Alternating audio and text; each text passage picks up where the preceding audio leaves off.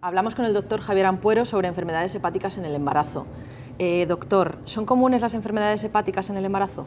Bueno, aproximadamente son un 3%, suponen un 3% de los embarazos en el número total, y hay que tener en cuenta que el embarazo es un estado fisiológico durante un tiempo limitado que tiene la mujer, que se produce una serie de cambios adaptativos que son normales, que no tienen por qué ser signos o síntomas de una hepatopatía.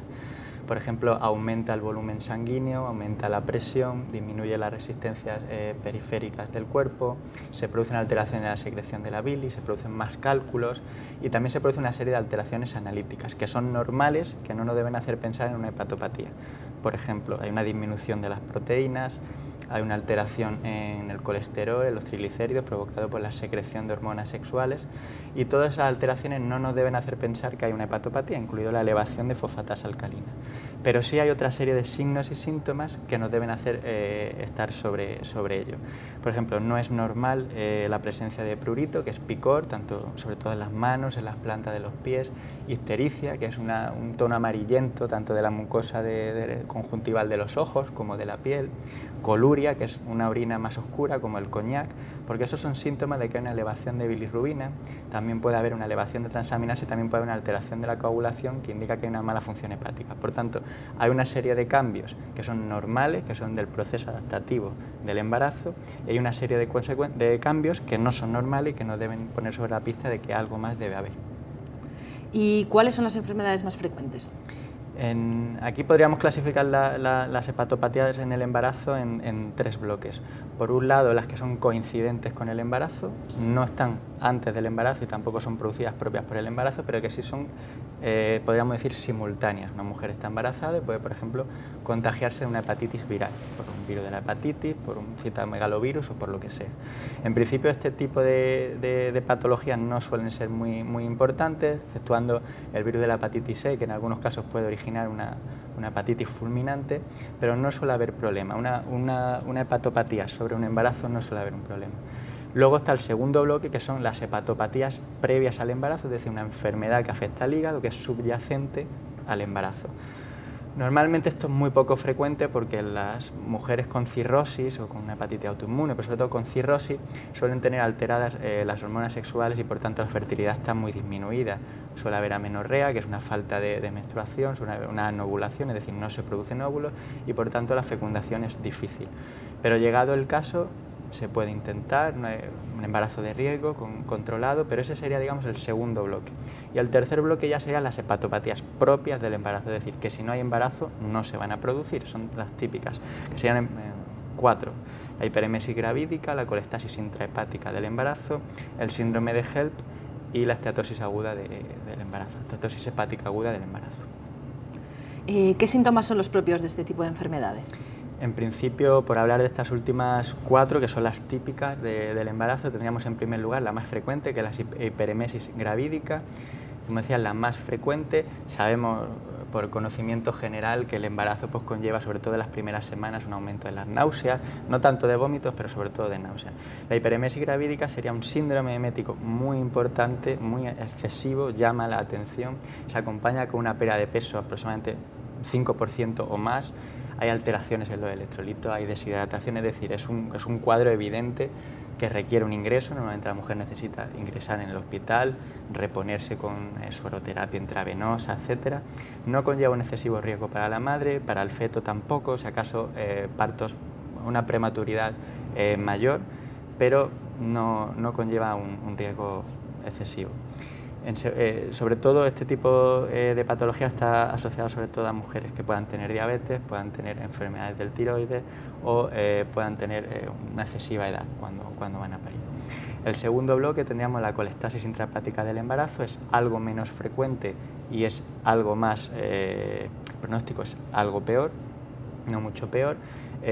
No está muy claro por qué se produce también en mujeres con mucha edad, en multíparas también, y sobre todo asociada a algunos trastornos genéticos se han identificado. El caso es que se produce una alteración excesiva. Si yo comentaba antes que ya de por sí hay una alteración en los ácidos biliares que generan cálculos, se produce una alteración mayor de la habitual, se produce una elevación de transaminasas, se produce una elevación de bilirrubina que condiciona la presencia, como yo decía antes, de prurito, que es el picor que hablábamos del cuerpo, ictericia, que es lo que yo comentaba antes, ¿no? Una apariencia más amarilla, sobre todo en los ojos, que es donde se empieza a identificar, y esto ya condiciona algo más. Suele ocurrir entre el segundo y el tercer trimestre, sobre la semana 30 más o menos, y si el cuadro es muy profuso, que veamos que puede incluso haber un riesgo para el feto, pues probablemente había que intentar provocar el parto, similar a las dos entidades que yo voy a comentar después. Bien si es antes de la semana 34, dando corticoides, madurando al feto para que pueda tener mejores expectativas, y si es a partir de la semana 34, probablemente intentando incluso provocar el parto.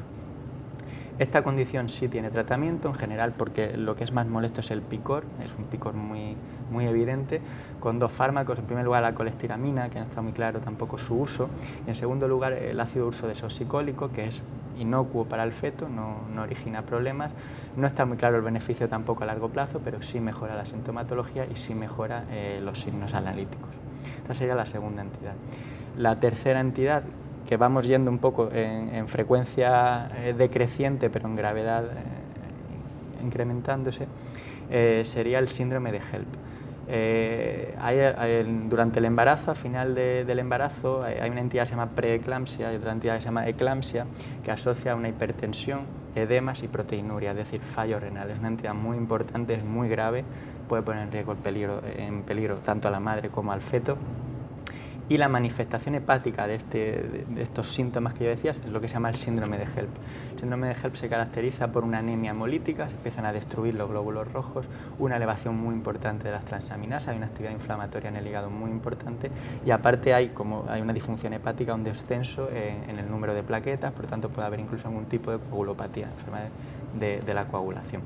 Es una entidad ya más peligrosa, no está muy claro por qué se produce, casi siempre se produce, como yo decía, en el entorno de la preeclampsia, y que condiciona también el finalizar el parto. Es una entidad muy peligrosa, cuando se finaliza el parto normalmente se soluciona, pero pasa, como yo comentaba antes, en función de la semana en que nos encontremos hay que intentar provocar el parto. Y por último tenemos la más rara de todas, pero la más grave, que es la esteatosis hepática aguda del embarazo, que es un paso más allá. Nos movemos también en un entorno, como yo comentaba antes, de la eclampsia, con hipertensión, fallo renal y edemas, que además se asocia con síntomas digestivos y con síntomas neurológicos. En este caso, si hiciésemos una ecografía, veríamos un hígado con un depósito de grasa muy importante, contaríamos un síndrome emético muy importante, dolor abdominal, prurito, coluria. O sea, tendríamos todos los síntomas que hemos ido comentando, una alteración analítica muy importante, y en esta entidad hace unos años tenía una mortalidad hasta de un 90% en las mujeres, hoy en día está en torno al 10%, pero hay riesgo de hemorragia en el feto, de muerte intrauterina, por tanto también habrá que intentar de la mejor manera posible acabar el parto lo antes posible. Doctor, ¿y cuándo hay que acudir al médico? En principio, lo que yo comentaba al inicio, hay síntomas que no son normales. Hay síntomas que son normales, propios del embarazo, que más o menos son conocidos, pero cuando nosotros encontramos un prurito muy importante, es decir, un picor, sobre todo en las palmas de las manos, las plantas de los pies, en el cuerpo, que nos hace tener que rascarnos de manera evidente. Un dolor abdominal tampoco es normal, puede ser normal, por lo que yo comentaba, que hubiese a lo mejor algún tipo de cálculo biliar, pero en general no es normal. Un excesivo número de vómitos repetidos, recurrentes y frecuentes a lo largo de los días, tampoco eso es normal. Ver que la orina se vuelve oscura, que es lo que yo comentaba, que era la coluria. Ver un tinte histérico, ponernos más amarillo. Todo eso podemos verlo nosotros en casa, y todos esos son signos de alarma que nos deben hacer acudir al médico. Por último, ¿qué se puede hacer para evitar este tipo de enfermedades? Estas enfermedades o estas entidades, hay muchas de ellas que no está bien claro por qué se producen, por tanto nuestra actuación es un poco limitada en ese sentido. Como yo decía al principio, la colestasis intrahepática del embarazo tiene hasta cierto componente genético, por tanto ahí no tenemos mucho que hacer, pero sí que es verdad que, por ejemplo, la hiperemesis gravídica se ha visto que se produce en mujeres con un índice de masa corporal elevado, con diabetes mal controlada, con enfermedades del tiroides mal controladas, proceso también en mujeres también que fumadoras. Entonces, sobre esos hábitos de vida sí que podemos actuar, sí que podemos incidir, sí que podemos intentar evitar que esto vaya a mayores. Eso por un lado, como digamos, prevención primaria, es decir, la primera vez que uno va a tener un niño. Cuando uno ya ha tenido un niño y se ha producido alguna de estas entidades, el riesgo de recurrencia no está muy claro, pero en las entidades más graves, en el síndrome de HELLP y en la esteatosis hepática aguda del embarazo, puede haber hasta un 40% de recurrencia en los sucesivos embarazos. Y ahí sí que ya sabemos qué ha pasado y ahí sí que ya hay que poner remedio. En general se recomienda una analítica cada 2-3 semanas en el tercer trimestre del embarazo. Son entidades que se producen en el tercer trimestre y hay que estar alerta, hay que estar atento por el riesgo de que ya se ha producido una vez y que no se vuelva a producir una segunda.